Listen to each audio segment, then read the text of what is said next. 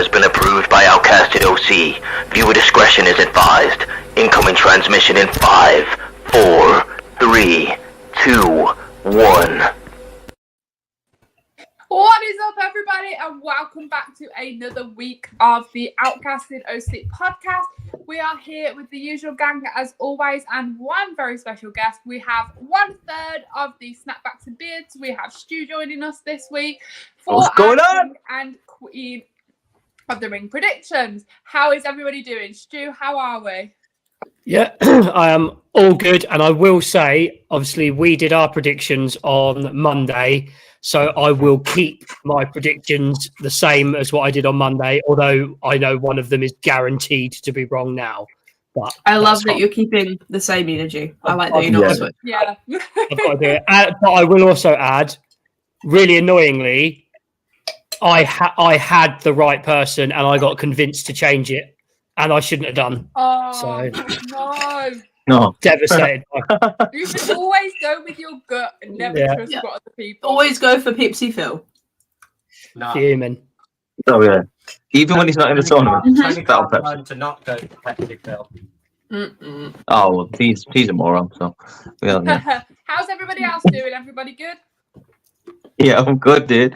Yeah. Yeah, it's been a good week. It's been a good week for wrestling. Pretty good week. Right, before we get into the predictions, I would just like to touch on a couple of things that have been announced, and one other very special thing. I just want to take a moment with everybody to, in a way, reminisce on the fact that it is Bray Wyatt's 37th birthday today. May he rest in peace. We miss and love him all so much. For real. R.I.P. Bray. I'll win them. Try not to cry. Anyway, so we've had a couple of announcements from WWE today.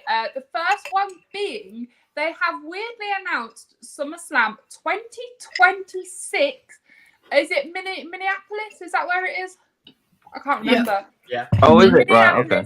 But the catch to it is it's not going to be one night. It's going to be 2 nights. It is going to be a 2-night event across the 1st and 2nd of August 2026. How do we feel about this? I like it. I like the fact that it's a 2-night affair. I mean, everyone's always said that WrestleMania has been, SummerSlam is like the summer WrestleMania. So it makes sense. It's the second biggest show of the year in many people's eyes. And obviously it's a massive event. So yeah, I'm down for it. Absolutely took the words right out of my mouth.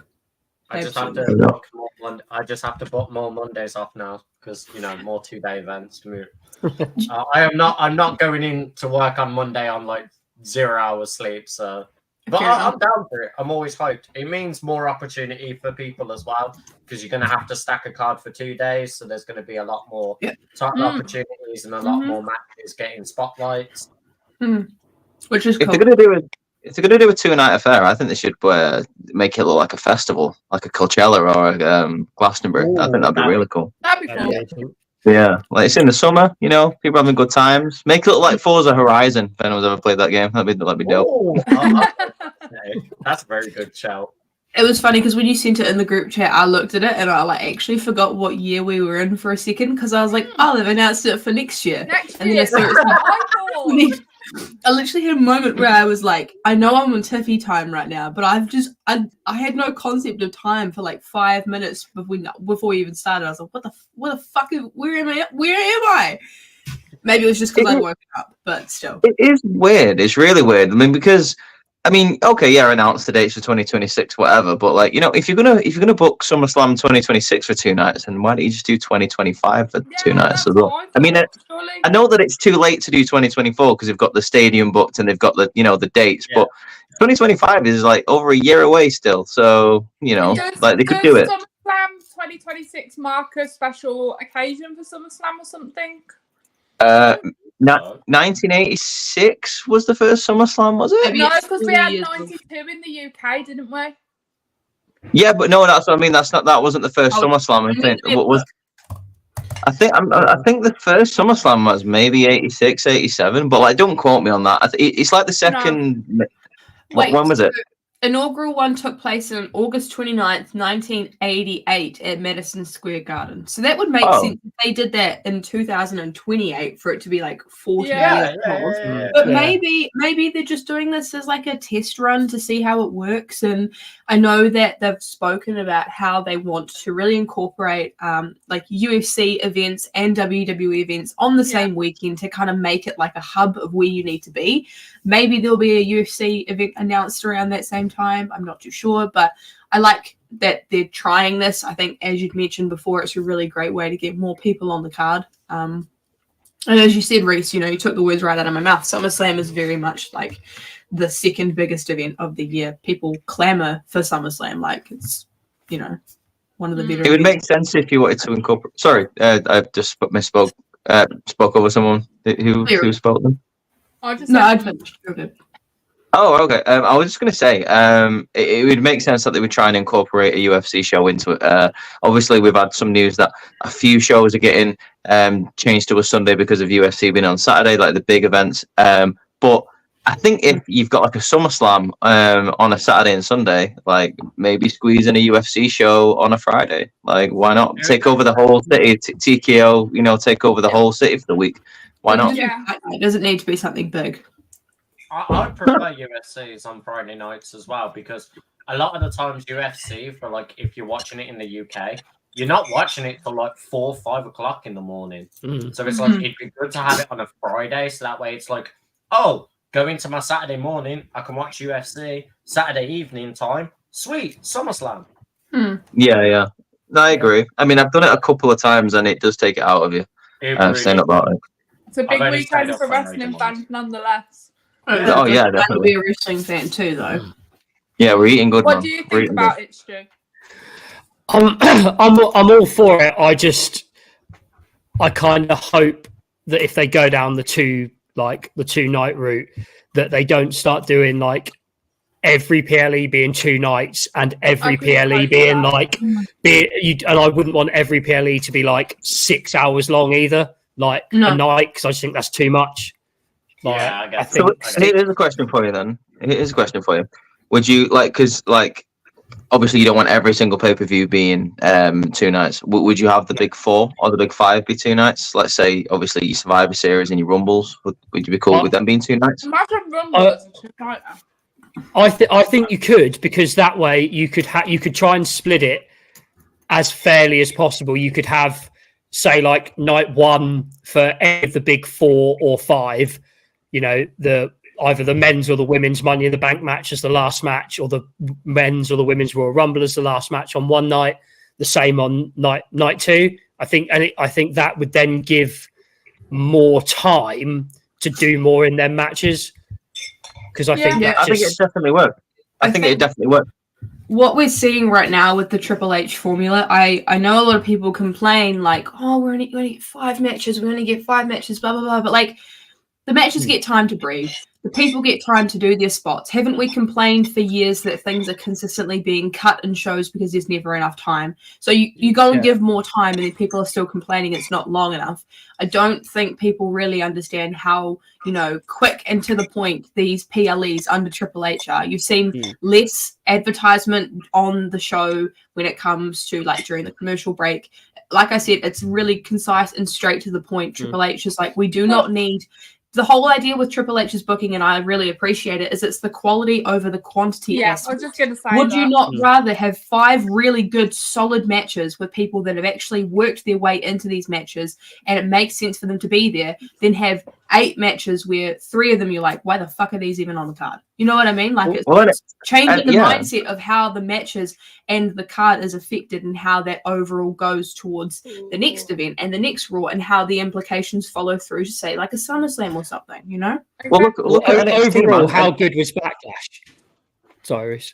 It was mint. No, you're right. With Backlash, it was absolutely amazing. I was going to make the point where you talk about the 5-match formula. You've just said there perfectly. Like, Backlash worked really good. It felt like it didn't go on forever, and we got like quality over quantity. But NXT takeovers have been doing this for years, and no one ever complained about them. So, like, I don't see anything wrong with just having 5 matches.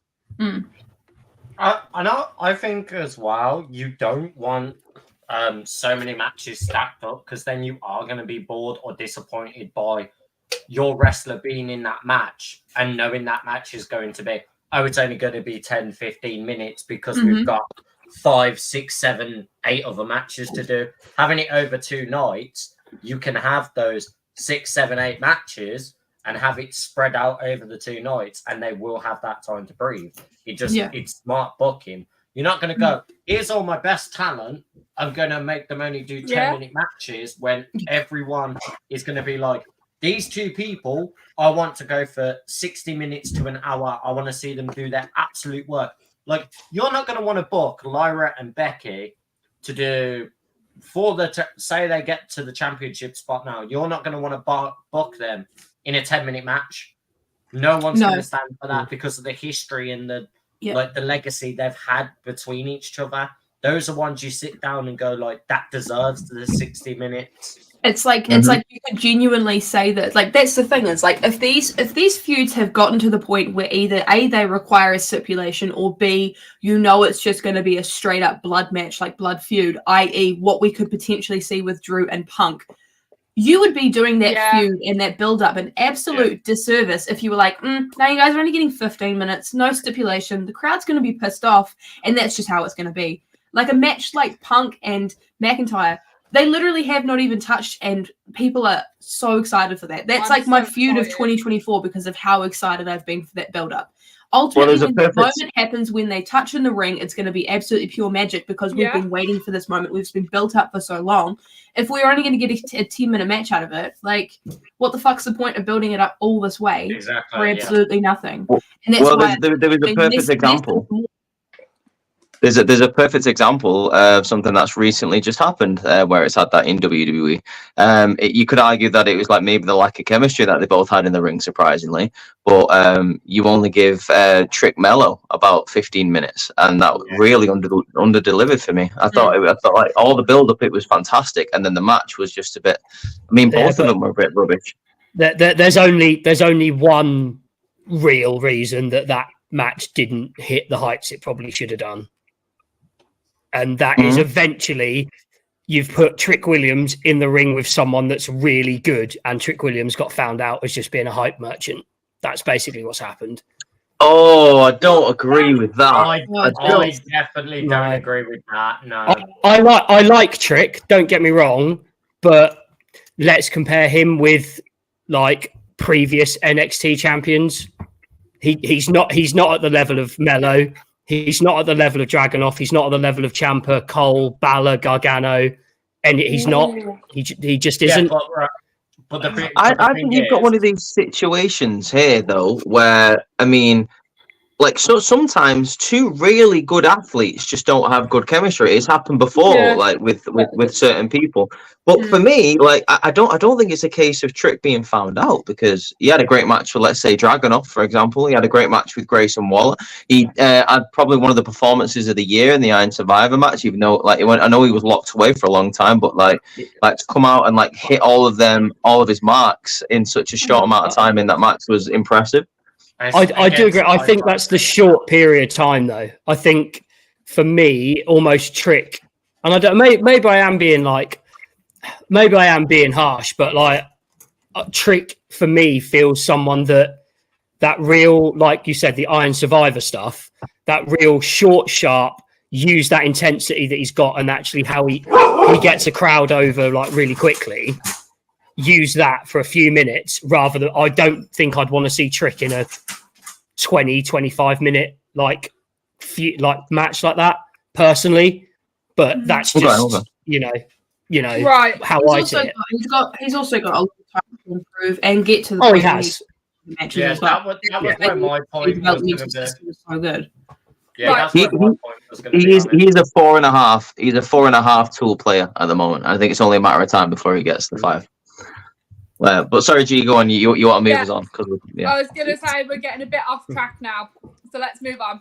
So the other announcement that was made today actually involves the King and Queen in the ring, so let's get into that one quickly, and then we'll move on to the predictions. So Triple H has announced that the winner of the King and the Queen tournaments this Saturday will have secured themselves a championship match opportunity at SummerSlam this year. So whoever wins the King and Queen of the Ring tournament get a championship opportunity at SummerSlam this year. How do we feel about this one? If the way that my men's predictions are going to go, I think regardless of who wins out of the final, if they go up against Cody at SummerSlam, it's going to be good. It's going to be good. It's going to be good. It's going to be good. I love it. I love it. I like the fact that it does add levels to it, and I think logically it makes sense. You are the king of the ring or queen of the ring, which means you are the best in that ring. You're the best in the tournament. Why wouldn't that make you the number one contender for the world championship? It totally makes sense. So I'm fine with it. I just like that this tournament has a payoff to it. Yeah. You know, when we had the last one where it was Xavier and Zelina winning, they did, like, I'm trying not to swear, but they did absolutely nothing with them after that point. Yeah. And the tournament didn't feel like it meant anything. The win obviously felt great for, you know, Zelina and Xavier, but there was no planning after that point for them to actually have something substantial to do to solidify themselves as a great, you know, it almost just felt like a secondary Money in the Bank win. Whereas this time around, we've gotten tournaments and brackets that make sense. We've had matches that you could have considered being on a PLE, i.e. Jey Uso, Ilya Dragunov. You know, you've got the likes of when we had Tiffany and Bianca. That, for me, I wanted that to easily be a PLE event because that was something I was clamoring for. And we got that on just a random episode of SmackDown. But I actually really appreciate that, you know, there is further booking that's going to go into the winners after this point. It just makes me feel like Triple H has really thought about previous King and Queen of the Ring tournaments and how they really propelled certain superstars to the top. And they want the same for this one as well, too. Like, the one that I think of the most is Austin 316, obviously. I feel like we could get something very similar, like a lightning in a bottle moment with the winner of the men's or the women's one this year. I don't know if maybe that's just my own thought process or if you guys agree, but I just really appreciate how Triple H has said, we're doing this, this is what you get out of it, and this is where it's going to take you. It's like, awesome. Thank you for actually giving a shit for once, you know? I agree with that. Stu, Ross, you got any opinions on it? No, I completely agree. And like, I think I'd much rather, like we say, you get a title opportunity and ditch the whole, you know, for 6 weeks we're going to get King Tama or like King Randy. Like, ditch that from your name. Like, that's pointless. I don't want to see Randy Orton walk around for 6 weeks with a scepter and a crown. Like, but I would get rid of that part of it and just go full on, you know, you get the title shot because it, like you say, it means something, and that's exactly what it should do. Yeah, I agree. Totally. Yeah. I'm the opposite. Oh, go on. I like when they change up the gimmicks. I think it gives new opportunity and new experiment ways of doing your gimmick. Don't get me wrong, I hate when it's like, oh, I'm just going to be a king and be royalty. But there are people that have done great things with the King of the Ring and mixed up their gimmick when doing it.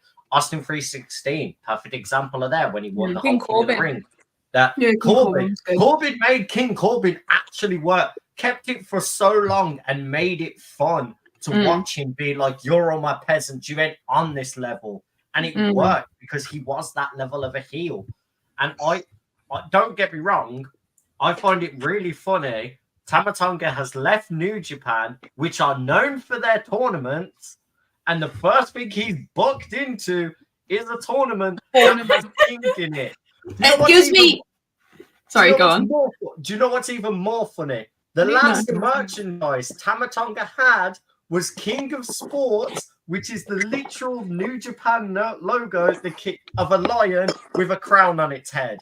So I'm sorry, if that's not predicting Tama Tonga as your king, I don't know what does. It's giving very, can I take a look at your homework? Yeah, but please don't copy it. Yeah, copy and paste. We've got the King Queen tournament going on, and New Japan has the Best of Super Juniors going on right now. Triple H looked at Best of Super Juniors and was like, we could do that. That's fine. We'll do that. No one's going to say they're being anybody because we're the big company. Yeah. Right. Anyway. Shall we jump into these predictions then? Sure. Yeah, let's do it. Okay.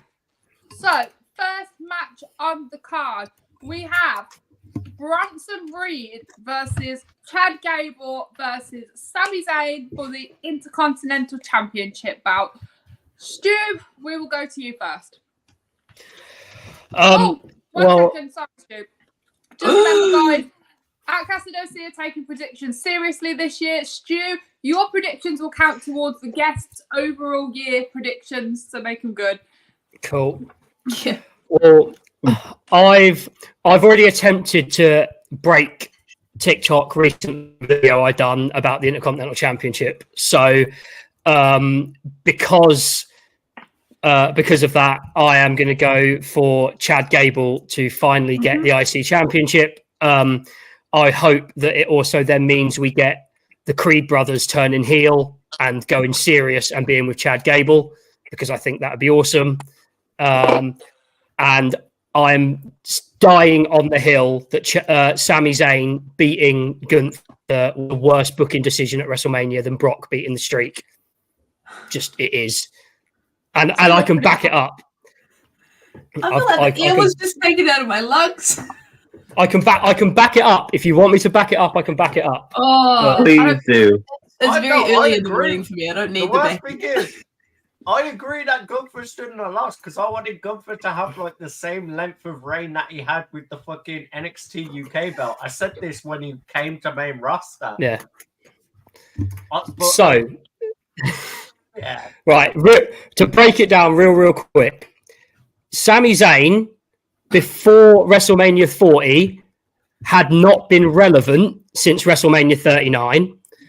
Before Brock beat the Streak, he was still an absolute megastar.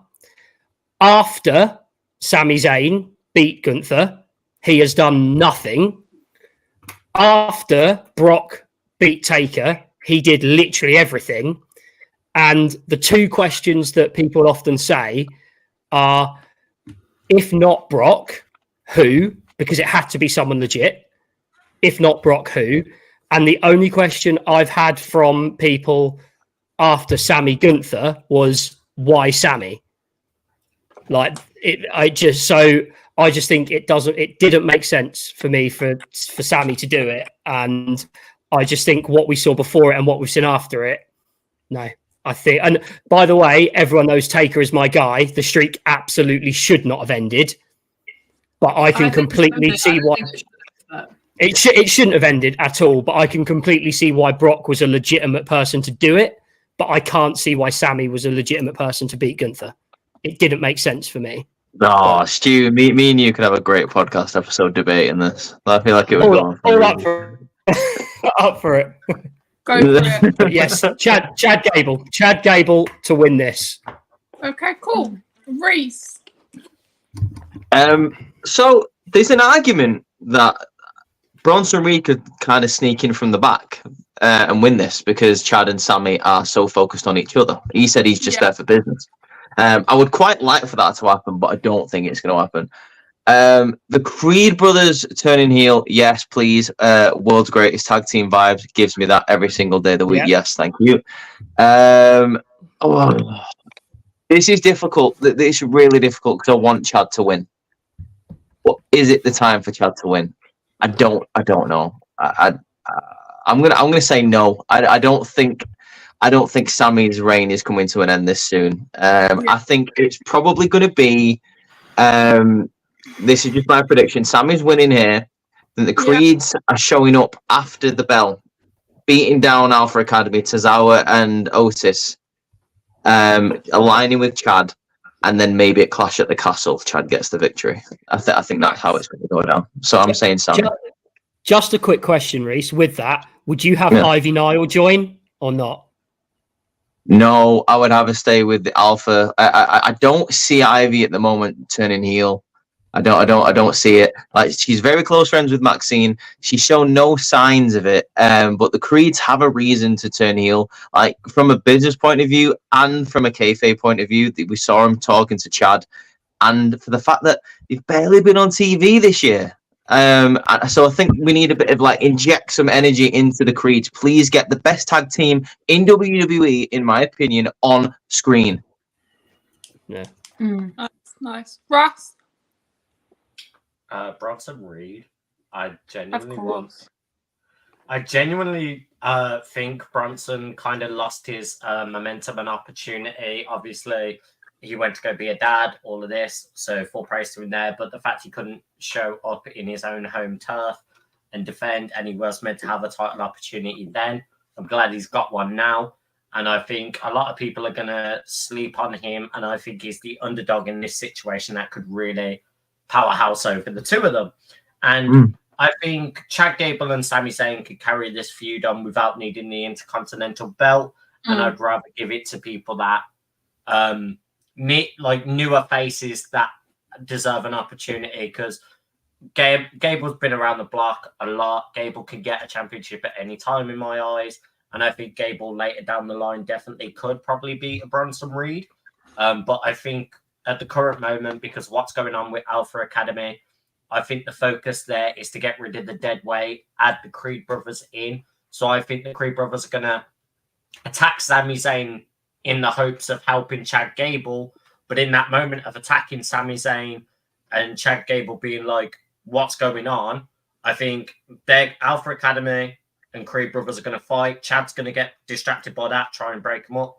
Bronson hits Tsunami off the top, on top of Sami, gets a 3 count. So I'm saying Bronson. Okay. Fair enough. Courtney?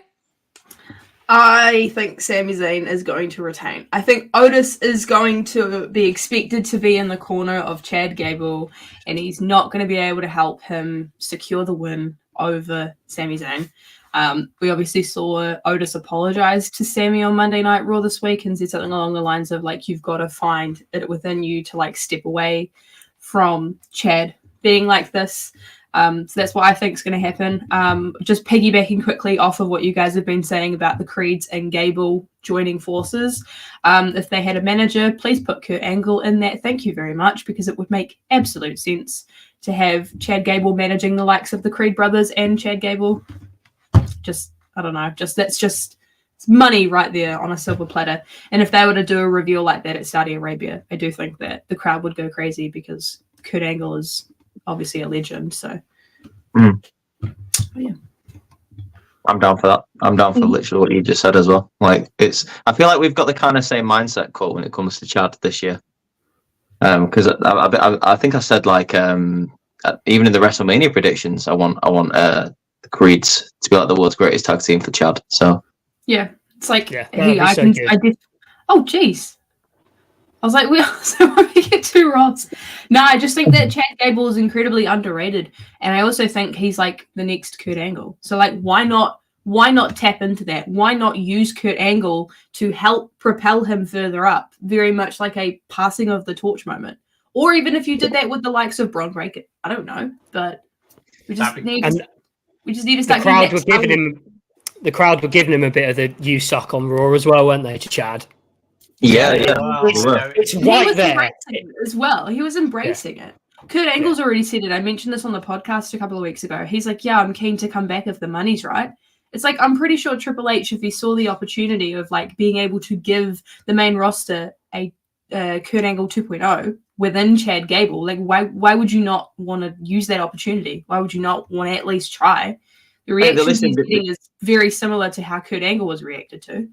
They did it for JBL last year. I mean, it didn't work, but they tried with Corbin. So I feel like, you know, they're willing to try a new thing. And if there's anything that WWE isn't short of, it's cash money.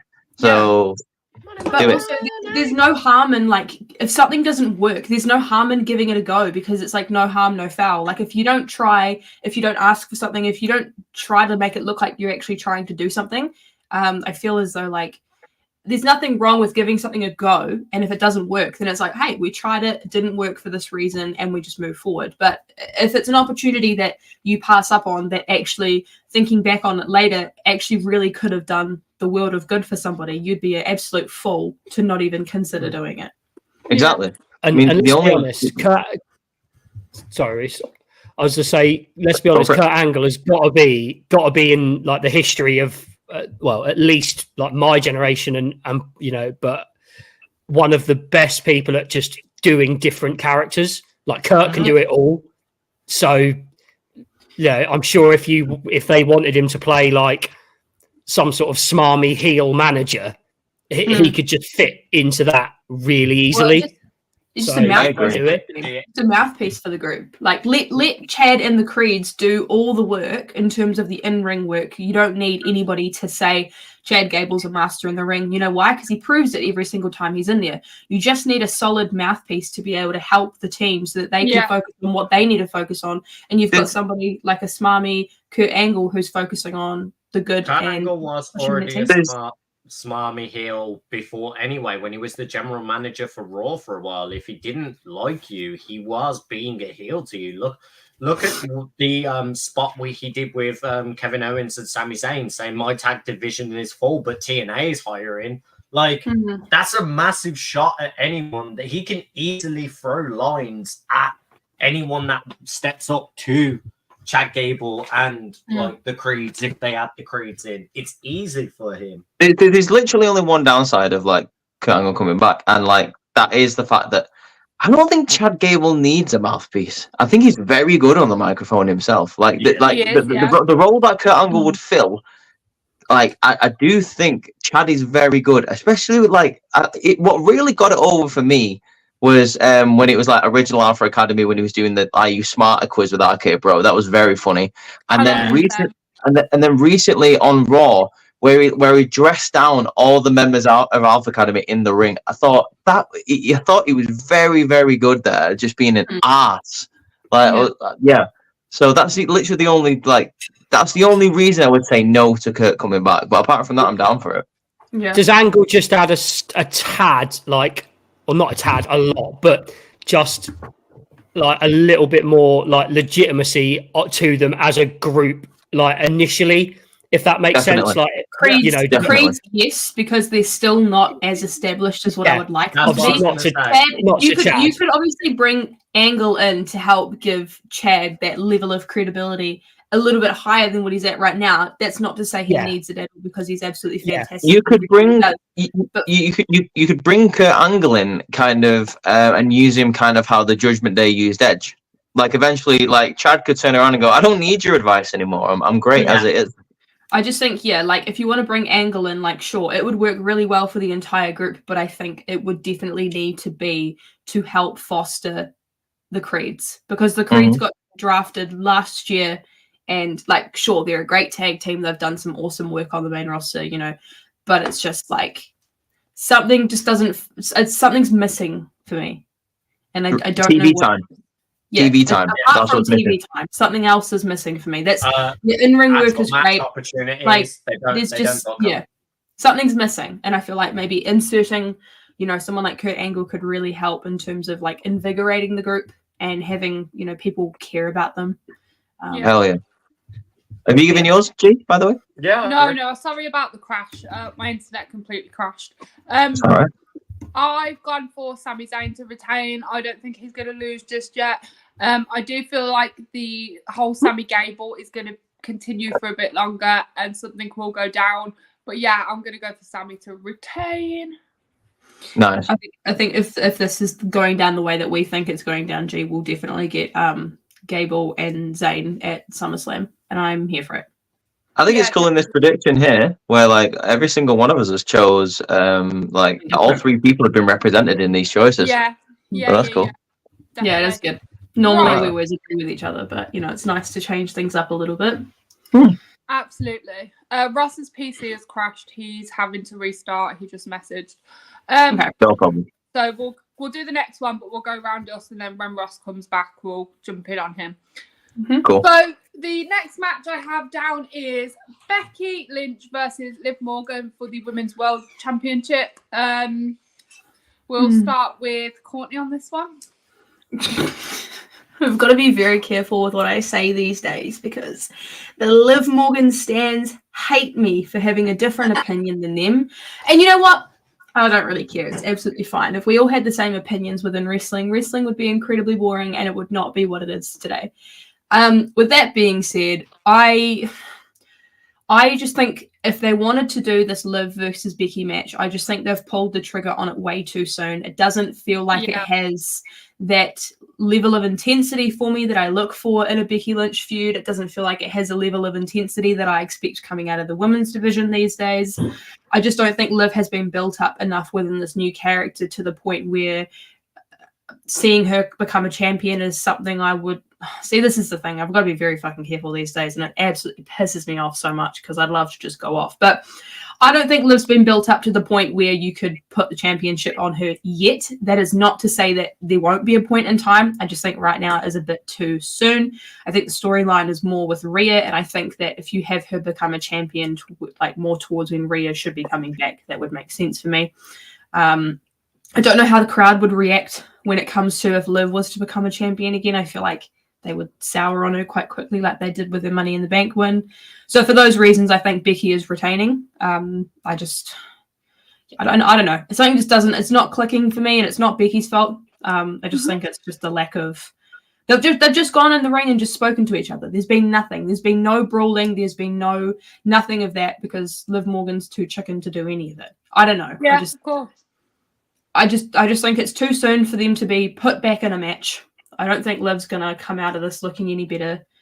It's just very difficult to like explain my thoughts by trying to keep it PC. You guys already know I how understand what you mean. I Yeah. understand. Right, Ross, Becky versus Liv, go. Becky, it's the most stupid booking decision they've ever done. So he is saying what I want to say, but I can't because I'll put it blunt.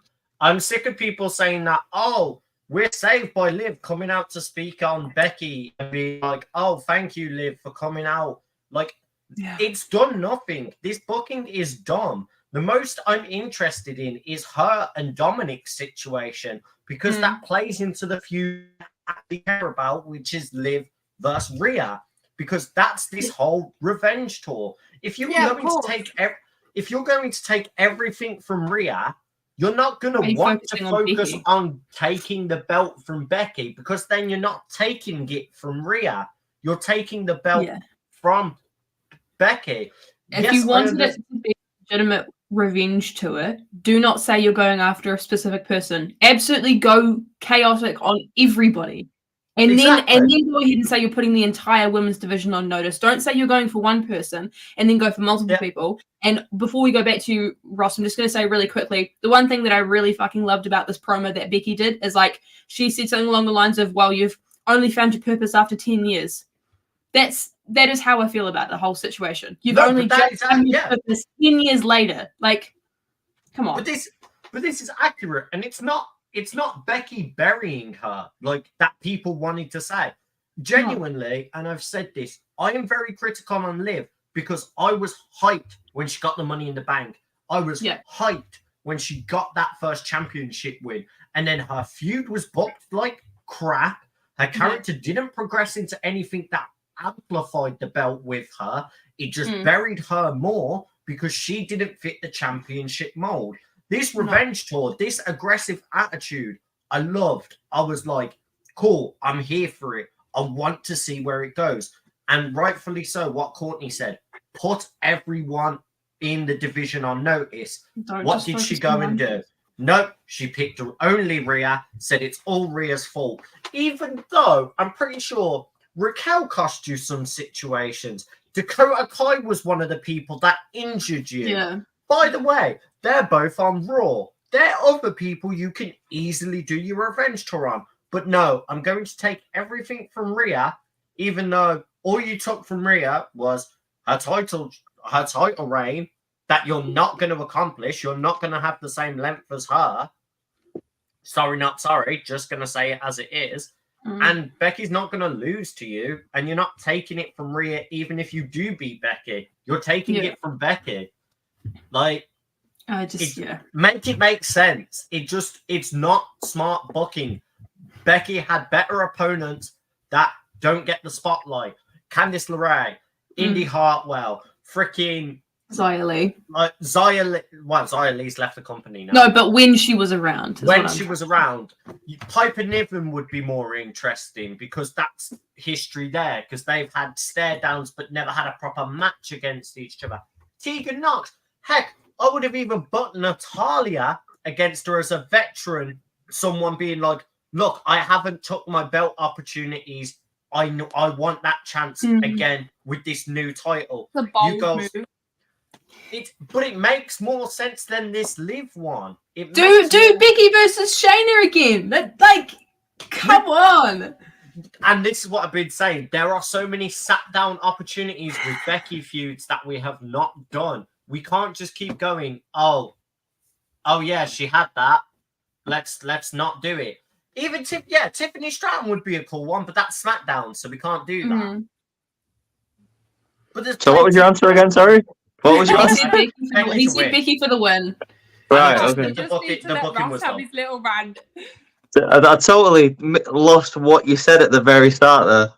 Oh, I said Becky to win because this is the most stupid booking decision that went on my whole Right. Okay. Sometimes you just got to let him go because here's the thing, and it's the same with me too. Sometimes we just have to rant because you know what? After we do, we feel so much better.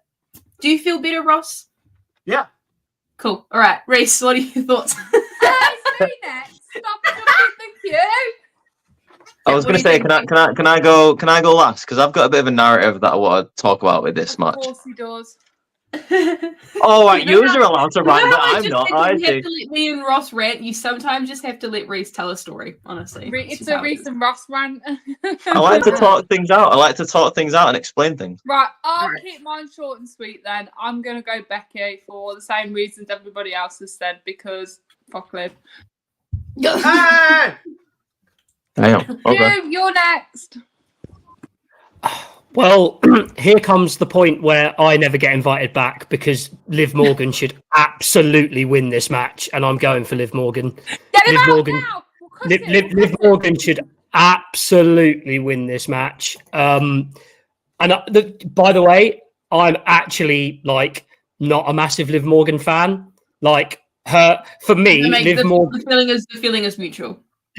Liv Morgan for me, right? Her look and her her look for her gimmick for me is like an A star. I think she looks great. I think her wrestling ability is like C+ at best. I don't think she's that great in the ring, quite honestly. However,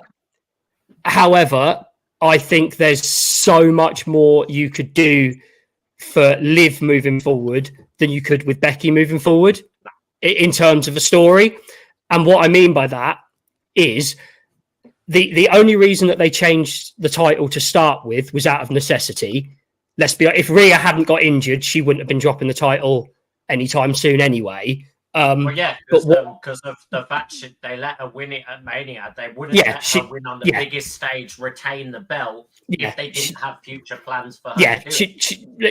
Rhea, in my view, probably wouldn't have dropped the Women's World title till the Rumble at the earliest if she hadn't have got injured. But that happened. Bye. But how I would do it. And I've got a feeling, me and Reese love telling stories, but I absolutely would have Dom help Liv win it. And then after another 3-4 months of Dom helping Liv, Dom throws a celebration for Liv and is you're the champ, blah, blah, blah, all this stuff. And then is but you're only the champ because she wanted you to be champ, and then you have Rhea return, and just it'll be part of a big game. Because let's be honest, Rhea's going to be a massive babyface when she returns, because So I would play on that already, and also I'm just again, Becky was due to take some time off, so she was, yeah. She became the John Moxley of WWE and was like, "Fuck my holiday, I'm gonna come back." So I'm just, I'm kids. I'm gonna come. So I'm just thinking, she she's taken the title, you know, as the second person. She's done okay with that. But now let's have Liv do it. Becky can go back on her holiday as she'd planned. We can do a few bits and pieces with Liv, and then Rhea can come back and take her title back. So, yeah, I will face the wrath of the Outcasted, and I will say Liv Morgan will win on Saturday. And just also, I've been told by a few people that I know that were at WrestleMania, and I'm only going on what I've been told here, and I don't know if it was because of the reaction for Rhea. There wasn't the most positive crowd reaction for Becky. So I don't know if she's as over as the WWE would like you to think she is. But again, she was against Rhea. So Rhea was... I was just going to say, I think if you're putting the likes of Rhea and Becky against each other, who are both incredibly over in their own right, I feel like it's really hard to put those two against each other. Like, for me personally, I love Becky and I love Rhea. Yeah. And so if I was in the crowd, I would have been so incredibly torn of who to actually go for, because, you know, they're the two biggest women stars we have within the division. Like, that would have been incredibly difficult for anybody to decide who they wanted to cheer for. Of course. And that's what I mean. I'm not, you know, for a minute saying like, oh, everyone shits on Becky, blah, blah, blah. It's like, you know, people do though. People do shit on Becky. They do it. That they, like I say, am I the biggest Becky fan in the world? No. Am I the biggest Liv fan in the world? No. To be honest, I don't mind who would win this match, but just for where I'd like the story to go, I'm going to go Liv. But I don't think. Don't hate me. I don't think Liv needs to win the belt to continue the story. I still think Don could come try help Liv. I think the distraction can happen. But what I think is more going to happen is I could see Finn, JD run down and go to Dom. The fuck are you doing? Like, why are you helping Liv? Are we forgetting that Finn Balor was seen coming out of the car with Liv this week? Are you forgetting that? Yeah. I don't know. Maybe I'm gonna get all into that. I'm gonna get all into that when it's my turn. Don't worry. Carlito. It's bloody Carlito's fault. I just want to say one thing really quickly before we jump to what Reese has to say, because I know that he's going to go on a tangent, which is absolutely fine. I'm totally here for it. But I remember, and I've just had this thought, a long time ago, we were constantly saying we want women's feuds that do not need to involve a title, right? Yeah. Not every match that we have with the women's division needs to involve the title. We can quite literally just have a grudge match because two women don't like each other and they want to settle it in the ring. Personally, I don't really think Liv and Rhea needs a title. I think it's gotten past the point of a title. I think it's gotten to the point where it's like, actually, you've got a personal problem with me. I've got a personal problem with you. Let's just deal with it that way. And that would show that Triple H is trying to book storylines outside of the title scene as well. Okay, I just don't think it doesn't need to be for a title. It doesn't. Yeah, I don't disagree with that at all, to be fair. Yeah. I agree. All right. Reese? Yeah, so, like... The way I'm coming into this match is I'm thinking about King and Queen of the Ring. I'm thinking about the ramifications from that tournament by itself as well. And I think it's important to note that what you guys were on about before is that Finn Balor was seen coming out of the same SUV as Liv Morgan in like later on in the night. So it's kind of implied that she's not only got hooks into Dom, like she's got hooks into other members of the Judgment Day as well. Who else could it be? Obviously, maybe Carlito showed up out of nowhere, or maybe he's friends with Liv. Like, you know, you don't know. But what I will say is, the way I'm going into this match is I'm thinking about the end game. I'm thinking about Rhea Ripley coming back, because I think that's the story. I think that's the story that they always wanted to tell before she got injured, whether that be at SummerSlam or stretch it all the way to the Rumble, like Stu said.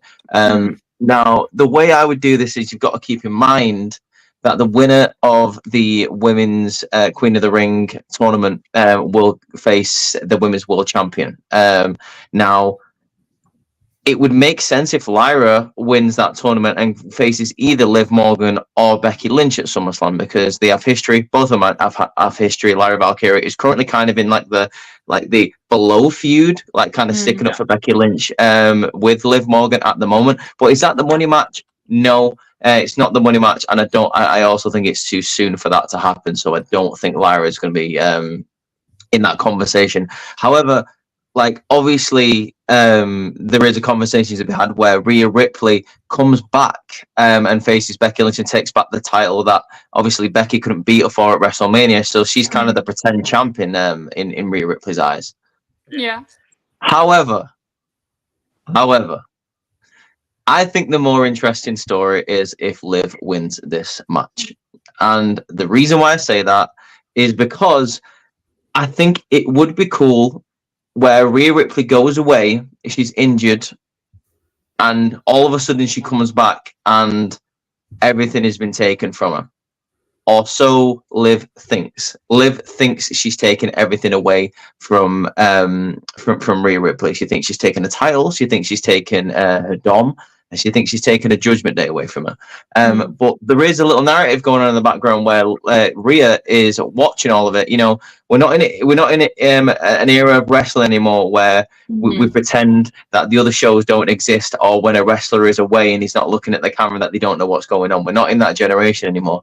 I would like to think that Rhea is watching Monday Night Raw every week and knows what's going on with Liv and follows the social media reports like about Dominic like coming out of the room. I would like to think that she is controlling everything what's going on from the shadows. I would quite like that story to be told on TV once Rhea comes back. So my prediction is I would quite like Liv Morgan to win the championship match. I think it makes sense.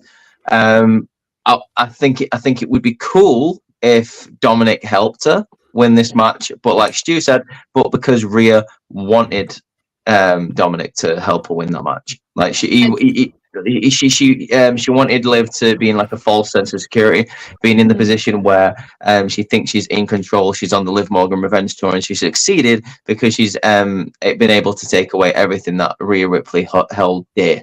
I think it'd be a cool story to tell. So my answer is Liv Morgan for Queen of the Ring or King of the Ring, whatever. I think it's like Liv's playing checkers, whereas like Rhea's playing chess. Like I already fucking know what you're gonna do. I've got my boys on my side. They're gonna give you that false sense of security, and when I come back, I'm gonna flip you on your head and be like, "How stupid do you look now?" I think it's also really cool. Sorry, G. I was going to say what you were saying, Reese, is play on the fact of we know it's like public knowledge.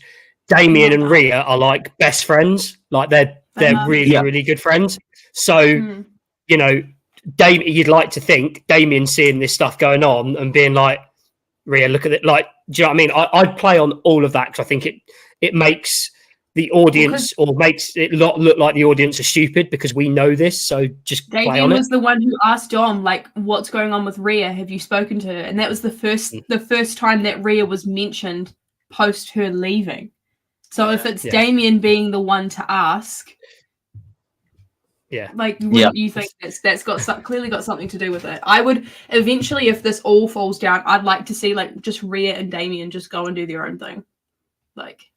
Yeah, man. And then you obviously have the Irish boys going and doing their thing as well. Like, I liked where they also turned around where you had a scene where Damien said, "It's like, are you and Rhea good?" Because like obviously you see Dom walk around kind of looking all this sad and glum, and it's like, yeah, we're fine. Then Liv walked up to him, so it's like, what did Liv say that he kind of liked hearing? Yeah.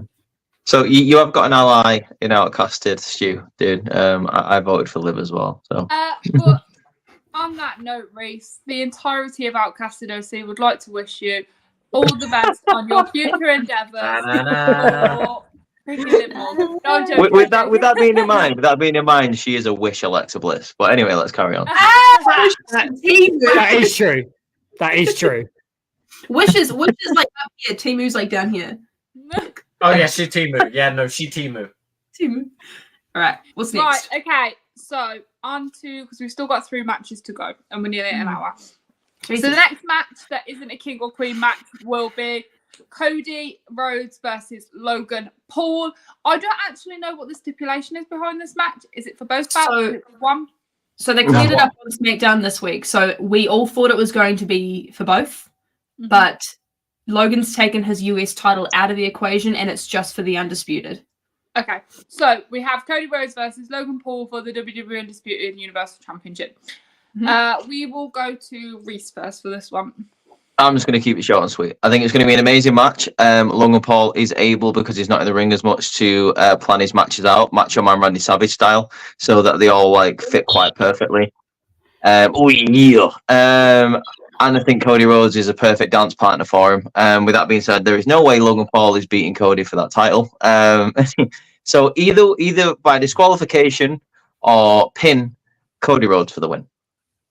Nice. Yeah. Courtney? I'm short and sweet as well. I think it's Cody. I think they're going to try and find some way to have it end in a not so clean way so that Logan still looks strong coming out of it, because you don't want to just, bury United States champion. So, yeah, cool. Russ? Cody wins by Logan Paul doing disqualification. I think he'll get caught with the brass knuckles. I think the ref will finally see it as Cody goes to do like crossroads. You'll see Logan has the duster in his hand, and then the ref will be like, "Yep, no DQ. Logan has knuckle dusters." Yeah, I think so. So Cody retain, especially because they've took the US belt out, so it makes logical sense. Cody's not going to lose his title now, and Logan won't lose his either. So yeah, of course. I was so happy when they took it out. Yeah. Yeah, me too. I was quite concerned. Had it have been for the United States Championship, I probably would have picked Logan, but I still said Cody. No, I would have picked Cody. Yeah, that's why I was concerned. Like, Jesus Christ, like, we don't need a double belt on Cody. No, right. Everybody we had that with Roman for how long? So I know, but we've already got Cody Rhodes like, yeah, America, I'm the good guy. The thing what I was, want to talk about. so the thing yeah. was, I said Cody was going to win because my logic in it is because the American belt, the US title, has the eagle on it, and Cody has been saying for the longest time he wants the old eagle world title. He just would have collab the two belts, been like, here's my new one, US title's back. Like, take the US back. Can I finish my prediction now? You sure can. Cody Rhodes. I short and sweet, Cody. Yeah, I do love Logan Paul though, and you should drink Prime. Stu, are we gonna make it 5 for 5? What's your prediction? Yeah, it's going to be a great match, but Cody's going to win this match. There's nothing else to add. It will be really good because I do think that Logan is actually really good, and I still think people hate on him for things that he did 10 years ago or whatever, but actually you can't deny how great he actually is as a performer. And I think just quickly, I think putting Cody in matches against people like AJ Styles, like Logan Paul, is exactly what Cody needs, because let's face it, Cody's title run is not going to be as cinematic or as much of a story as Roman's, because Roman was really good at that stuff. So what Cody needs to do to get people on board is put on really good wrestling matches. So let's put him in the ring with people that can also put on really good wrestling matches. It did not shock me at all that his first opponent was AJ Styles, because AJ could get a 5-star match out of me. So do you know what I mean? Like, that didn't shock me. Logan's really good. You know, I was more shocked that they never wrestled before. Like, there is that. Yeah, but yeah, Cody Rhodes for me. Nice. Right, let's move on to the Queen of the Ring match. So these matches, the King and Queen match, are a bit difficult to predict because we don't have the full match announcement yet, but we'll do our best to give. So, Queen of the Ring, from Raw, we have Lyra Valkyria, who has qualified for the finals, but we are yet to have the SmackDown final match between Nia Jax and Bianca Belair. So bear in mind that one of these two women will go through to the final. So we'll start with Russ, your prediction. Lyra. Okay. All right. I think Lyra versus Becky at SummerSlam, I think that is the right place, the right feud, especially because of their history. That's like student and master. So I think that's the perfect place. Because of obviously the speculation, the stipulation they've now added, if you're Queen of the Ring, you get the SummerSlam spot. So yeah, that's where I'd book it anyway. Yeah, man. Okay, cool. Okay. I think that Nia is going to win the SmackDown match, and it's going to be Lyra versus Nia. Personally, because Bianca holds the tag title, so I don't see her needing an opportunity to go against somebody at SummerSlam. Yep. But I've got Nia to win. I think Nia versus Bayley at SummerSlam would be a phenomenal match, and I really think Nia is due her flowers. Nia is due some good. I don't get me wrong, I don't think she'll beat Bayley, but I think she's just due to be up there and doing the things she should be doing, because she's improved massively since she's come back. So yeah, I'm gonna go for Nia to win. Stu? So the really weird thing is, I completely agree with you, G, and I completely agree with Ross, and I would love to see Lyra win it. Like, I've back from her NXT days, like, she's brilliant. Like, but I've been burned before for not backing Bianca Belair, so I'm gonna go for Bianca. I'm gonna go for Bianca Belair purely because I just think she is, in the absence of Charlotte Flair, she is that one that I just think you can't count out ever being in that position.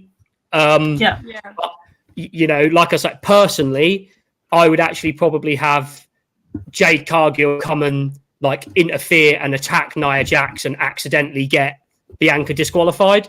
Is how I would. Is actually how I would do it. But I just, like I say, I just can't. I can't go against Bianca because I've done it too many times, and every time I've done it, it's bitten me in the ass. So I'm going to go for Bianca. Fair enough. That's a good point. I do agree with your point, though, that you said, and I think that's a really interesting thing to look at. Is Jade's still pissed at Nia? Jade got cussed by Nia. She was aggressive to Jade's kid and said, like, your mom sucks. So, yeah, no, the kids. Oh, no. As anything. Yeah, I genuinely think Jade is going to cost Bianca because Jade won't keep her. Yeah. And then I hate being that person that, like, oh, there's already going to be fractures in a tag team. They're already going to start not trusting each other. But it makes sense with the situation that's just happened for them to play into that. Yeah, agreed. Yeah. Reese? I think that's how they're going to get Nia to the final, to be honest. I think Jade is accidentally going to cost Bianca the match. I don't know if that's going to cause tension in the tag team. And like you guys said, I think that is a bit too early for it to happen. But I don't see Nia beating Bianca clean because, like Stu said, she's basically Bianca Flair at this point. And the fact that Jade Cargill, or like, I just don't see him having Jade Cargill lose for no reason, whether by disqualification or not, so early. So I think you would have to put Nia in the final just for that. And with that being said, and it goes back to what I said about the women's title match, I think it's too soon for Lyra to win Queen of the Ring, and I think it's too soon for her to get a title match. Like, not everything has to happen all at once. Yeah. I want Nia to go to SummerSlam. And I can't believe I'm saying this. I would probably want her to beat Bayley for the title. No. I think Nia really needs it. I mean, he's definitely out on his future endeavors for that one. I'm serious, man. Like, I mean, I wanted Nia to win the Women's Royal Rumble match. Like, I thought she was going to win that. I wouldn't have minded if she beat Rhea at Elimination Chamber, but I never thought that was going to happen. I wanted her to win the Battle Royal on Raw for the Women's Championship. I thought it would have been the best idea. I mean, I get that you put it on Becky because she's the biggest star, but I think this year ends with Nia having a dominant reign with a Women's Championship. I think she's earned it. I think it makes sense, and to have a formidable heel on SmackDown is a nice way to have like end the year with a strong champion like Nia. So I'm going with Nia. You had me on board until that Rhea comment at Elimination Chamber, Reese. You had me on board until you said you wouldn't have minded her beating Rhea. I said I wouldn't have minded. I said I wouldn't have minded. I wouldn't have minded. Wouldn't have existed anymore if Nia had have won, because I would have helped burn that shit down. Like you can't do that. All right, Seth Rollins. I'm not opposed to Nia being champion. I just want Bailey to get her dues first. She's got enough time to get her dues. Like, I mean, how many posters has she not been put on as the champion, dude? Like, the disrespect for Bailey is unreal. Well, she should have nearly had 6 months with the championship. Like, I mean, if you don't do anything in that amount of time, then you shouldn't hold it. I was going to say, how are you betting against Bailey, one of your absolute favorites? She's your yummy yummy. Because I love Bailey, but at the end of the day, like, I'm not biased. Like, I said last year, I thought Jay should have beat Roman, and Roman's my goat. Like, I'm one of those people where, like, you know, do what's I can't believe I'm going to say this. Do what's best for business. Yeah, it's not best for business. It is. Who's talking about Bailey's title run at the moment? Nobody. Yeah, but that's Nobody. not Bailey's fault. That's not It's not Bailey. Yeah, it's not Bailey's fault. It's Listen, it's not Bailey's fault. But at the same time, like if the crowd aren't getting on board with it, or if you're not willing to give her TV time, then switch it up. Try again. Like, I'm not saying Bailey doesn't touch the championship forever after this. I'm saying, you know what? Have Nia and Bailey feud for that belt all the way till the end of 2024. Why not? Like, but I'm saying Nia, in order to stay relevant, in order to stay in that main event scene, you need to give her something. You can't do what they did for Shinsuke Nakamura and go into like 2 or 3 title matches and him win none of them, because then people don't care. So if you give Nia the big victory at SummerSlam, maybe Bailey wins it back at Survivor Series, and then maybe Nia wins it back at the Rumble. You know, like, just keep it interesting. Like, I think, you know, it's nice to see that. I think the issue for Bailey is, and again, probably on the SmackDown side of things, I think Bailey probably is my favourite, like, female on the SmackDown side of things. I think other than maybe Blair Davenport, because Blair Davenport is goated. But anyway, I think the issue for Bailey is, let's be honest, the 2 biggest female stars that they are pushing on SmackDown hold the women's tag titles, and I don't think that would change. I think even if Nia beat Bailey, I think they're still going to push Bianca and Jade as the 2. So I don't know, and I don't know what the real solution or the answer to that is, because I don't think, you know, I just think whoever you're going to have as the women's champion on SmackDown, are going to be overshadowed by Bianca and Jade. Here's what I would do. I would give Nia the belt, and I would give her the run that Braun Strowman should have had in 2017 with that title. That's how you make another star relevant, and don't just keep all the focus on the tag team champions. Like, Nia Jax could be the Braun Strowman of the women's division on SmackDown if you really pushed it. True. I think they did. I feel like they did that though with one of the first major title runs that Nia actually had for it. They proper made it look. No, she lost it quickly. Remember, she lost it quite quickly to Bliss when she cashed in Money in the Bank. I think that's when it was, anyway. I can't remember off the top of my head. I know Nia beat Bliss at Mania, didn't she? Did that happen? Yeah. And then I think Nia faced Ronda, and then Bliss cashed in Money in the Bank. That sounds right. Yeah. I think that's right. Yeah. So she's never really had a dominant run. Like, we've been told that she's dominant and she's the irresistible force and whatever, but she's never had that run. Yeah, it's fair. That's fair. And I think, like, especially because she's improved in the ring, because you can see that she's putting in the work in the performance center, and with her fitness, and just with her overall package. In my opinion, I think she's gotten better on the microphone. I think you reward that improvement. That's just me. Yeah. No, I agree. So yeah. And was I the last person, or has anyone else got it? No, I still got caught. Oh, I mean, I'm a little bit more torn on this match than with the men's. King of the Ring match, if I'm being honest. I personally, I don't like the idea of Lyra getting this huge push straight up from NXT if they're not going to continue it after a certain point. But now hearing that there is going to be title ramifications coming out from this, it gives me a little bit more hope in knowing that if she does get pushed, there is some form of storyline. Personally, I really wouldn't have a SmackDown superstar winning this because I feel like this is a really great way for the Raw women's division to have a contender ready to go for SummerSlam. Whereas with SmackDown, I think they're already really star heavy in terms of people you can put up against Bayley. You've got your Tiffany's, you've got, if you want to go back with Naomi, you can go back with Naomi. If you want to go Blair, if you want to go Nia, if you want to go Jade, Bianca, Chelsea Green, Piper Niven, like they've already got a whole bunch of women, credible stars on that roster that you can actually put Bayley into some feuds with to cover her for the next year, maybe. With Raw, it's a little bit more tricky because there's no one really built up to that point, and I think that's what King and Queen of the Ring is meant to be used for, is to build someone up to that point.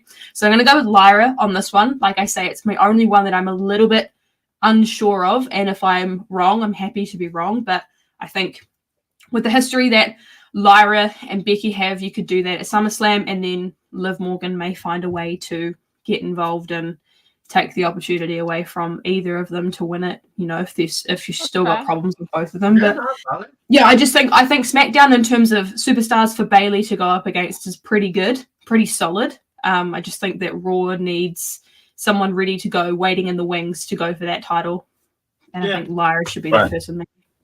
No, But I would argue there are people on Raw, but again, the issue is it's the booking of them. And one thing I would really love to say that I'm a little bit upset about from this tournament is that we never got the match between Zoe and Io that I was clamoring for this whole time. Yeah. We never got it. Yeah. Well, I actually at the start of the tournament, although I kind of knew it wasn't gonna happen, I was begging for it to be Zoe Stark because I think she's great and I think she's got so much star power. But I kind of didn't think it was going to happen. But I hope that was my hope. To be fair, hey, we'll have one contender's position for the tag titles. Potentially have a returning Sonya Deville as their manager. Like I do think, I'm hopeful that we'll start to see some gold around Shayna and Zoe's waist. It's overdue, honestly. Overdue. Very excited that Sonya is back. Yeah. Absolutely. I am skeptical of how they're going to book her because I wanted her to be solo. I don't like they've instantly gone, oh, you were a manager for a bit. You know martial arts. Let's put you with Shayna Baszler and Zoe Stark. I quite like the fact that she might be a part of maybe a woman's version of the No Quarter Catch crew, like with Zoe and Shayna. Maybe get Lola Vice on the main roster. That'd be pretty dope.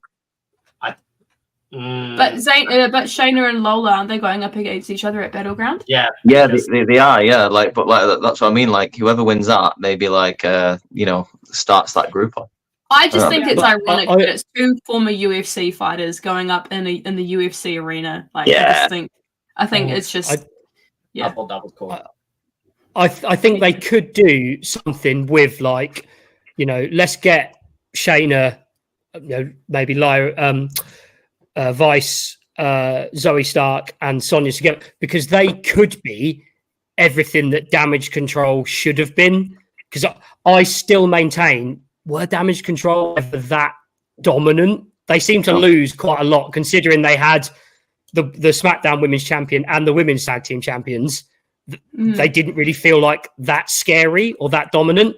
I would love an all-women's faction that just raised a bit of hell and beat people up. I think that'd be great. Don't forget all the history that Sonya and Shayna have together, though. That's probably the reason why that Shayna's so skeptical is because of all that history they have. You did have that in Toxic Attraction, in my opinion. I think they were the most dominant. They did. Agreed. And agreed. You can easily remake Toxic Attraction, in my personal opinion. Just Lola Vice steps in from where Mandy Rose's point of view was. Yeah. And then you just get attraction with that. Gigi, you get JCJ and Gigi to fix their differences, get back on the same page, and it's all good. Gigi is my queen. Yeah. Which they need to start booking. They need to start booking JCJ and Gigi a lot better.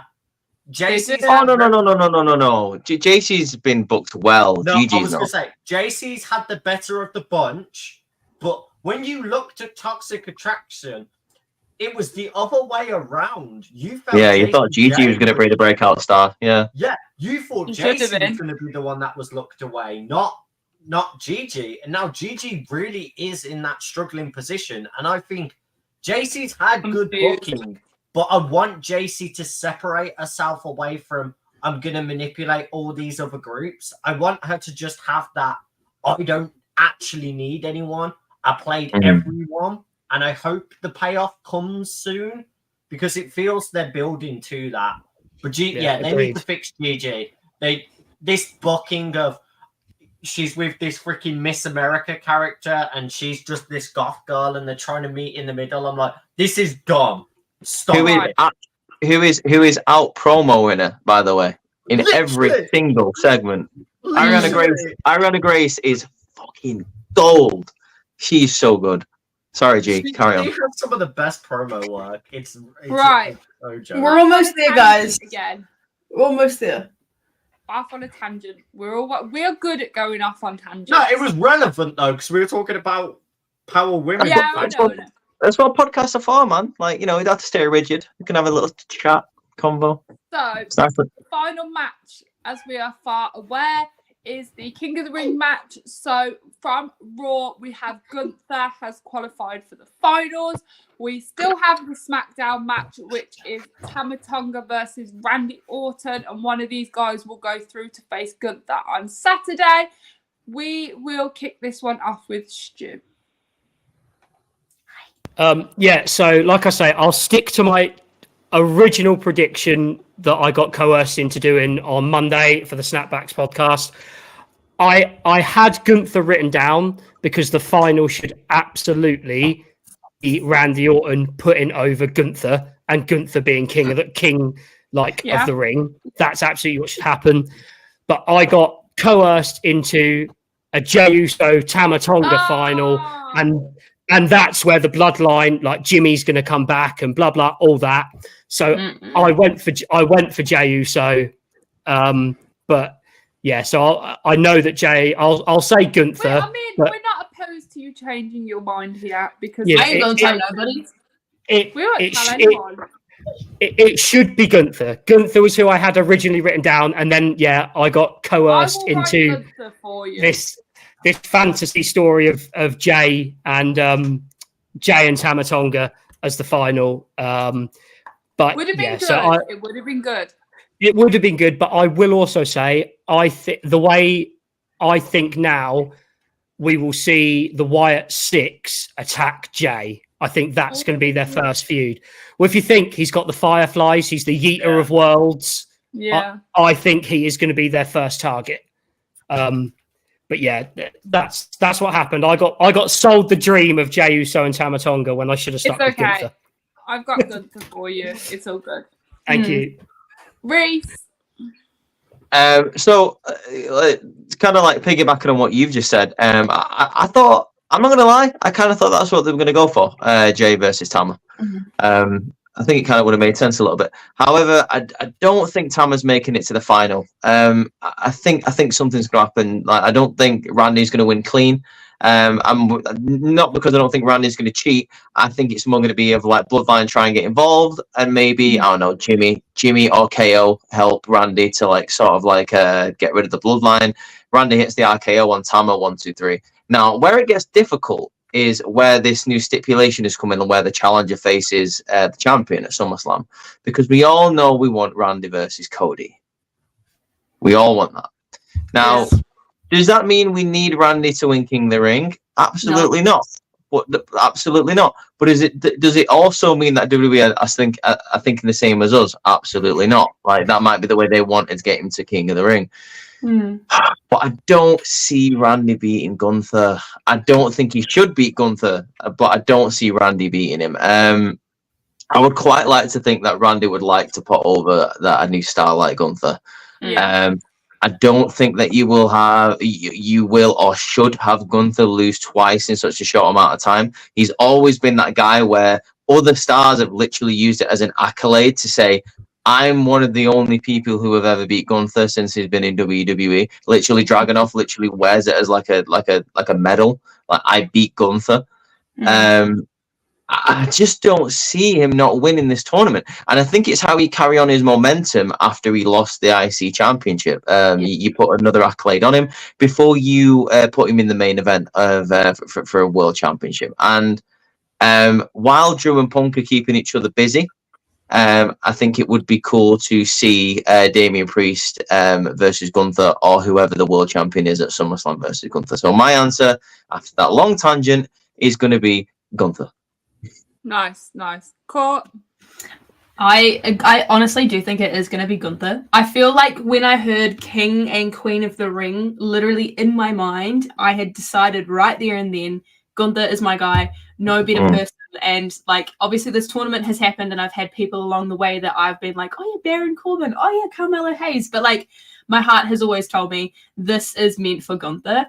Depending on how the match goes on Friday Night SmackDown, personally, I think we're going to get Randy Orton winning. I think that's what we're going to see. And I'm really excited for if we do get the match between Gunther and Randy, like just the in-ring psychology. I said this in the group chat the other day, just based on the in-ring psychology of each other, sign me the fuck up. Like, I never thought Gunther and Randy Orton would ever be a match that I wanted to see. And now that I know that we could potentially be getting it, I want it even more. I think Randy's at a stage in his career where, and it sounds sad saying it, but like, he can eat a loss. He's a legend in his own right. He's happy with putting people over. Like, if he knows this is going to benefit someone else better down the line, like people did for him, they put him over. He's going to do the same for other people. And I can see obviously the bloodline getting involved in it in some way and actually affecting it to the point where Randy's still protected in the loss, but Gunther still wins, and that helps keep him looking strong too. And if we either get, if we get Cody and Gunther, or if we get Randy and Cody, or if we get, someone on the Raw brand with Gunther, like, I feel like that's how you set up SummerSlam. I'm very excited. I just really want Gunther to win. I feel like because the IC title got taken off him, which I'm not upset about. I just think you want to keep him looking really strong and really dominant. And how better to do that than have him be one of the King of the Rings that is actually taken legitimately. Because he's a legitimate star going into it. So when he wins it, it's going to put him over that much more. Yeah. Agreed. And he's the exact type of person who should win King of the Ring, like a Triple H from back in the day. Like a guy who just looks at the crown and goes, I don't need this stupid crown. I don't need a scepter or anything. I'm King of the Ring. I'm the ring general. Like, obviously, just an accolade against his name. He doesn't need the $2 crown you got from Timu or the scepter. I can literally hear his promo on Raw. Like obviously I was going to win. Who else was going to win this tournament apart from me? Like, I can hear it. You're forgetting Ludwig introducing him as the new King of the Ring. Like, do you know? Oh, that's going to sound so good. Let's be honest. Imagine if we're so wrong on this, though. Gunther's whole gimmick. Gunther's whole gimmick has basically been as though he's been King of the Ring since he started, like, in general. So, literally like that. Literally, just if there is a gimmick or an event or a tournament made for Gunther, it's King of the Ring, isn't it? Like, it's there. Just use it. Yeah, just do it. It makes sense. Like, here's something wild as well. Like, if it's going to be Gunther and Randy Orton in the final, who'd have ever thought that Gunther would have been the faster paced superstar in a match? But also, like, coming back to this as well too, like, I've seen a lot of people get upset and they're talking about how it's predictable, but like, in this situation, predictability is a good thing. Because we know how great Gunther is. And if he goes and wins it, yes, some people are going to call it predictable. But like we've been saying this entire time, if not him, who else could you see jumping into that spot that would actually be legitimate? Who could actually hold that accolade of being King of the Ring? And you can see it because they actually give that aura. I personally don't really think anybody else. It's got to be Gunther. Agreed. Absolutely. I agree. If it was Solo Sikoa in the tournament instead of Tama Tonga, then maybe I think it would have been less predictable. But it's Tama Tonga, so Let me get into this then. If we got, if we're really I love go how there, you say this just before he starts talking. I know. like, bro. Sends him let off on me- a tangent. You're trying to Let me derail him. No. Let me fucking talk about. Let me talk my shit. Let me fucking If- talk to you. If there's Let me anyone, talk to you. if Yeah. there's anyone, I love fishing. anyone who could do tournaments, it ain't Gunther. It ain't Randy Orton. Tamatonga has 2 years of tournament experience. G1 climaxes, best of Super Juniors, tournament after tournament. Tamatonga has came out and done the bits.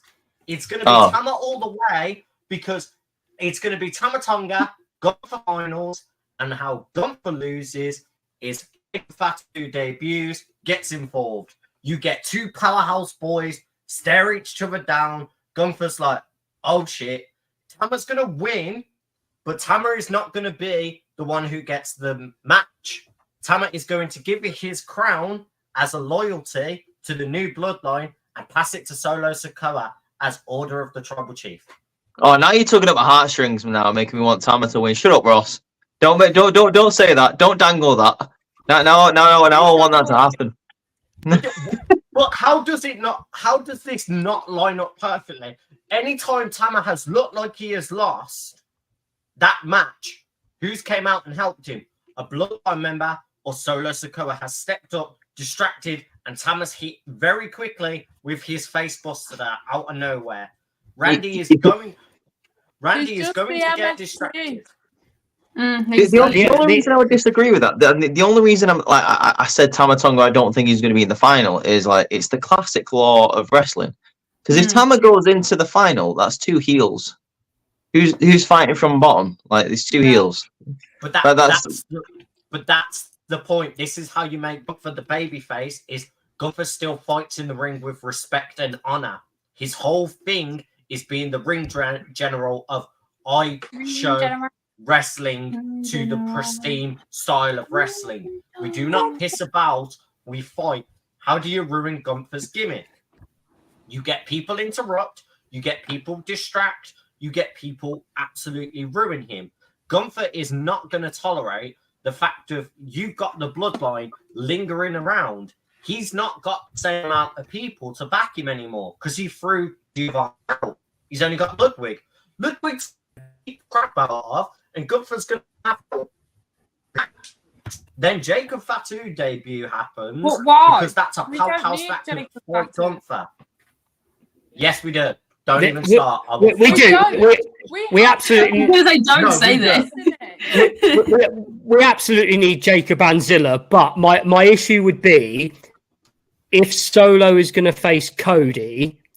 Cody isn't losing the No. title anytime soon, and No, Solo but just taking over at the Bloodline can't have a loss. So where does that? But Bloodline versus Bloodline. 3 But on he 3. can. This is what my point was. He can take this loss of being this interim leader because he is the interim leader, and it's going to piss off Roman being like, cool, I'm coming back and I'm going to fix everything you broke. Oh, no, you- the people you've joined. Ro- It sets No, up the Roman's- bloodline. Listen, he's not the interim leader though. He's lying. He hasn't spoke to Roman. Yeah. He's, No, he hasn't Roman's spoke- coming back. I know Roman will that. come back when Solo goes to attack Heyman. That's when Roman's coming back. This is my point. I think Roman will come back if Solo goes against Cody, nearly does what Roman couldn't do of beating Cody, then But he did Solo beat still takes the loss, and then it becomes into an Yeah. argument. Roman has already beat Cody though. To be fair, Yeah, I was just saying, he did No. beat Cody.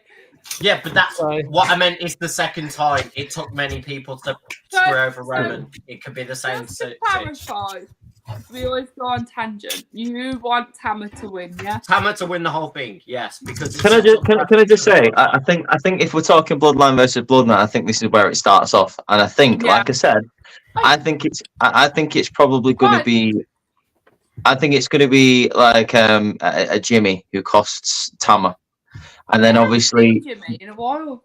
yeah, I know it's because I think he's injured or something. Yeah. But it's fine if he comes back for this little short thing. And I think how you do it is like Jimmy is on his own and he's facing all these guys. Jay's like, I'll have your back, dude. We need one more person to back it up, and it's the Tribal Chief, baby. And he comes back at SummerSlam. Ooh, and he like it's 3-on-3 at Survivor Series, War Games. Let's do Civil War, Bloodline. I'm totally down for it. That's how it's going to happen. I do think there are more people to add. I think Zilla and Jacob both come in. I just don't know which. It would have to be one aside. It would have. I think Jacob. I think Jacob should. I think Jacob should go to Roman's side, because I think if Jacob Fatu is on the same side as Tanga Loa and Tamatonga, then that is number one, an OP side of the bloodline, and two, I think he might overshadow a couple of people on that side. So quite possibly. I don't know. I feel like that's the perfect way of having that, though. You get your powerhouse as your Jacob Fatu. You have your perfect tag team to go against the Usos in, you've got Gorillas of Destiny. Solo as the mastermind, the kind of brainiac figure. Then you've got that for the OG bloodline side. I mean, I hate to be that guy. Bring back Sami Zayn as the honorary Us. Then there's your 4 and 4. Just me. I knew you were going to say that, and I hate every part of that. I know, but I know. you wouldn't want Sami Zayn back. What? No, he has to come back. It's not feeling very Usy. No, I wouldn't. I would keep Sammy far away from that now. I think that for me, no, because that was for me felt like lightning in a bottle at that moment. I think it's one of those things. If you go back to it, will they just try and will they try and do the same shtick that they did? And I just don't think it'll. I don't think it'll work as well. It's true. But like, can you imagine, like the metaphorically, of course, like Jay holding out his hand to Simon saying, "Will you help me?" And he's like, "Oh, you son of a bitch, I'm in." And he helps him. He helps the OG bloodline. And do you know how full circle it would be that Roman has to once again swallow his pride, let Sami Zayn back in and be like, "Look, it has got to the point. I need your help. I know what I did was wrong. I'm asking for this second opportunity." Yeah. It would be huge. And that's I love stories that do the full circle moment. And for me, it's just interesting to have that. I think Jacob Fatu already being signed to WWE is always going to be the question of what side of the bloodline he joins. Zilla already openly said, look, he's in no rush to be WWE or AEW. He's enjoying his booking in GC Dub, MLW, all of that. He wants to explore the indies more. And I think that's very valid for Zilla to say that, because agreed. Getting sucked up in the bloodline, like how we are as fans, sometimes it can eat away at the characters, because it's like, cool, I'm in it for this family feud, but what do we do after? Because that's the other side of it, is once this feud is gone, where it's run everything, like every single possible option it could do, where did it go from there? Yeah, just like that's where the issue will be, because Solo will be fine on his own. The Gorillas of Destiny will be more than fine on their own. Exactly. I do agree with that, to be fair. And I think Jacob Fatu would definitely be fine on his own as this powerhouse, like Intercontinental or US champion. It's the other side of it. Zilla is still very fresh, still very much only just really coming out of his own in the indies. I still think he'd be a monster in NXT. I think he'd really stand out, but I feel like he'd get lost in the shuffle compared to other bloodline members. And I've already said this, once the bloodline storyline ends, I don't see Paul Heyman kind of being done, like retired. I see Paul Heyman actually aligning himself with Bron Breakker. Yeah, that's money. That's money. We've seen that, and I do think we'll get that, because we had it teased on NXT once, and I think it's perfect. That's the new Paul Heyman Brock Lesnar pairing. Exactly. That he's the next big thing. He is so athletic and so dominant, but massive at the same time. He's literally Brock Lesnar and Goldberg mixed into one. Well, it's like when he said on Raw this week after what happened, he was like, "You didn't put me in the King of the Ring tournament. You can't control me, and this is all on you." Like, Yeah, Good. I- So I- good. I Oh, loved, I love I Braun. loved him shouting that as well. Like he ordered, like we weren't meant to pick it up, but we audibly picked it up of going. First, I'm not in King of the Ring. Now I've got to deal with this jobber, and he absolutely just wrecks this guy. Doesn't And it was care. funny. What was even funnier was when Adam Pearce had put that guy in the stretcher, came back around. He's like, "I'm not good at maths, so you need to make this add up for me." What the hell was that? Yeah. And I was like, Yeah. I love a man who doesn't know his Steiner maths. Honestly. I'm so embarrassed about the fact that I really wasn't into Bron Breakker. Like I didn't get it at all until the Wolf Dogs. Then the Wolf Dogs happened, and I was like, okay. "This is just Fair the enough, greatest fair thing in the world." Like, Mhm. and now I am fully bought into Bron Breakker, without a doubt. Oh, bro, Without a doubt. I was a Bron Breakker stan as soon as he did the heel turn and went after Mello and like threw him straight into like the barricades, and you just heard freaking Booker T just being like, "Is he alive? I think he Oh killed yeah, him." man. Yeah. Oh yeah, man. Like, It Booker gives T it just gives being Mick like, Foley being "Are you thrown off the dead?" cage. Is he still alive? Yeah. Booker T was like, "Oh my god, call an ambulance." I was like, I mean, This is he does have one mark against his name, what he did to my boy Von Wagner. But I do like Braun apart from that. Von who? Von Wick. You heard me. Don't mean pretend like you don't know who he is. Asparagus and sausages. Vindicated? Yeah. Stop it. Proper Right. brownies. So let's wrap this up. So we have all our predictions there for King and Queen of the Ring. Any final thoughts on anything else that could happen before we wrap up? I just hope the crowd is actually invested in the women's matches, because as we've seen at Saudi Arabia Yeah. shows, they don't give a Agreed. shit about the women's matches. I feel like you don't deserve a show if you're not going to care about it. So That's just an unfortunate cultural thing, isn't it? That's the only unfortunately, thing it with the is. Saudi- It's that's just the thing they, with the Saudi they shows, isn't continue to it? put the women in that position where they're not going to get that same reaction. Not that that's what they expect, but it's just It I don't still know. sucks. Yeah. Yeah, it does suck. It does. A lot of people I've seen are saying that the Wyatt Six or Howdy or Bo is going to make some kind of appearance on Saturday. However, I don't feel like the crowd in Saudi would react to it as good as the UK or American crowd I would. don't think they Yeah. deserve I don't. it. I don't think they deserve it. I No. don't think they deserve it. I They mean, let's really be honest. It is kind of a glorified house show. Yeah. King. They don't deserve it. No. But like, keep it on US soil or in Europe. That's where you'll get a massive reaction. Well, yeah, that's. I where most would of like to see the coming Wyatt from. Six happen soon, though. I think they've got to Yes. happen soon, because It's I got do. to. I am really liking the QR codes and all the bits and pieces like that, but Mhm. it is getting to a point where it's like, okay, how long can this carry on? It's like, how are we going from Yeah. here? I think Yeah. the next big place that you can do this is Clash. Yes, Yeah. I was going to say the next pay-per-view is Clash. So I- that would be I phenomenal. prefer it at Clash. Oh my god, if Okay. they debuted the Wyatt Six at Clash, I would be so pissed with myself for not going. It is what it is. Just to add to the QR code thing that we were all talking about, obviously the live stream is tonight. We're not going to be able to react to it live because they've moved it back. It's now going to be at 1 a.m. 8 p.m. EST. Our time. It was 8 p.m. EST. Yeah, it was 4 p.m. EST last I time. can catch it. You We- can catch we- it live. Where is it I happening? can catch it. I'm not trying to be rude. You could stay But- up if you want. No one's stopping you. I might do that.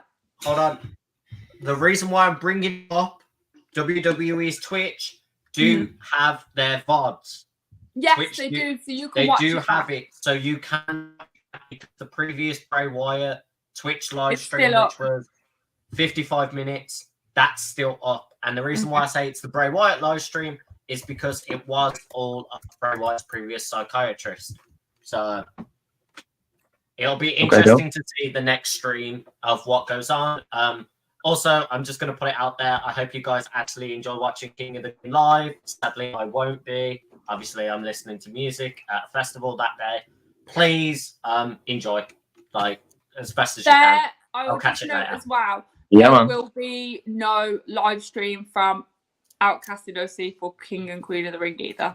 No, I'll be Yeah. working because it Yeah, starts at and 5 a.m. I'm for out with me. family. I was going to say, I'm at a festival. G's at a family picnic with everyone. Reese, I think you're going to watch it with friends. Probably, yeah. If not, I'll watch it on. I'll go on our TikTok live. So if you look out for Outcasted on TikTok live, like we'll try and try and we talk. can't go live yet. We don't have enough followers. We can guess with someone. You know, that's what I was gonna do. Well, I was gonna go. You can guess with someone. I think if you invite. Oh, okay. Yeah, if he goes live on his phone and then he guests with it, he could guest Outcast. Yeah. Anyway. Oh, okay, cool. Cool. Well, we still love you all. We'll see you on the next, obviously, live for that. And also, Double or Nothing is this weekend as well. So let me know if anyone. I'll probably live tweet about it because I'll be watching it. All right, Yeah. cool. Stu, do you want to plug yourself, Snapback, while you're here? Yeah, so obviously thank you to Outcasted for having me and not kicking me out when I picked Liv Morgan. It's appreciated. No debate. But yeah, you can find me on my main social, which is my TikTok, That Wrestling Guy, at TWG1991. And as G mentioned, I am 1/3 of Snapbacks and Beards. So you can find the rest of us as a collective on TikTok at Snapbacks and Beards and at JE Wrestle Talk and Johnny's new one that I need to find. JG6 Wrestling is Johnny Goldsmith. So yeah, that would be great if you could follow all three of us as well as my lovely people on Outcasted. Hell yeah. I say, Snapbacks, they're all right. They're a bit rubbish at quizzes, but they're all right. Anyway. Oh. We're 1 for 1, aren't we? We've got to hit the rubber match eventually. Yeah, we guys. still got to do the rubber match. We have. Yeah. Reese, do you want to do us out? Yeah, that's a sentence. Thank you for watching Outcasted OC's. Thank you for watching Outcasted OC's podcast this week for the predictions for King and Queen of the Ring. Check it out on Saturday live from Saudi Arabia. Also, check out the review. Hopefully, that's going to be coming from Ross or G on SmackDown on Saturday morning. And obviously, we're going to be talking about AEW Double or Nothing if Ross is on the case because he is the AEW guy. He's the resident All Elite. If you like any of the content, check out Courtney's review of Monday Night Raw from Tuesday. It was a really good episode of Monday Night Raw, so naturally the review was also good. Check out my review of NXT, a very interesting episode of NXT this week. To attack Noam Dar. Did we find out? Well, you have to go and have a look at the review to find that out. Make sure you subscribe to the channel, hit the thumbs up button, and hit the bell notification so you never miss a video. You can also go follow Outcasted OC on Instagram, X/Twitter, and on TikTok. But for now, guys, I hope you have an amazing rest of your week. Catch you later. Bye. Oh, it broke. Are we all? Ross. I think there